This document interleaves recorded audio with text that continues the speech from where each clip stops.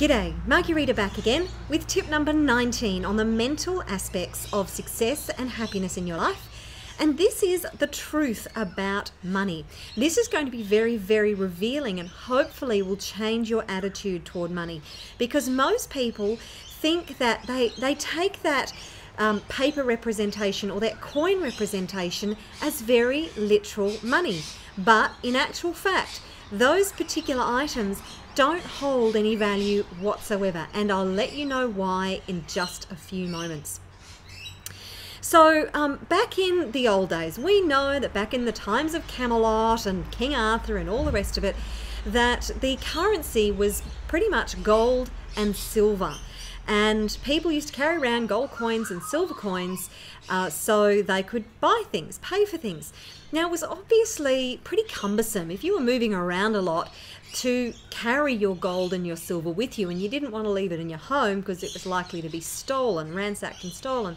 So they used to have agencies whereby they could go and deposit their gold or their silver, and they could get a little sort of note, credit note, written out saying that they had it there for safekeeping. And I guess the safekeepers, maybe it was the gold and the silversmiths, maybe they actually probably charged them a little bit for just keeping their money, just like our banks do today. Now, what happened was, instead of every time they wanted to buy something, instead of trundling all the way back to hand over their note, get a little bit of gold out, get another note, and go back and pay for it, they actually started using these promissory notes, they were called, to buy their goods and their goods and services. So this was the start of our modern day paper exchange for goods and services. And they would obviously continue to exchange these pieces of paper between each other, and the money would stay in the safekeeping of the agencies.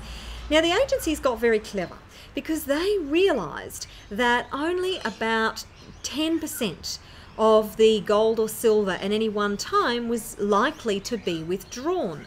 So they had 90% of the gold and silver coins that were deposited for safekeeping never went anywhere. So they could bank on the fact that they could literally loan up to 90% of those coins that they had there to other people, and obviously charge them for that, and they would be fine. So they could credit out 9 times what they had in for safekeeping, and charge for it and make more money on it. Now, how clever is that? And that's exactly what has happened with our currency today. So pretty much all those promissory notes that were out there, there were 10 times or 9 times more promissory notes than there was money. So, and we've extended that philosophy to today.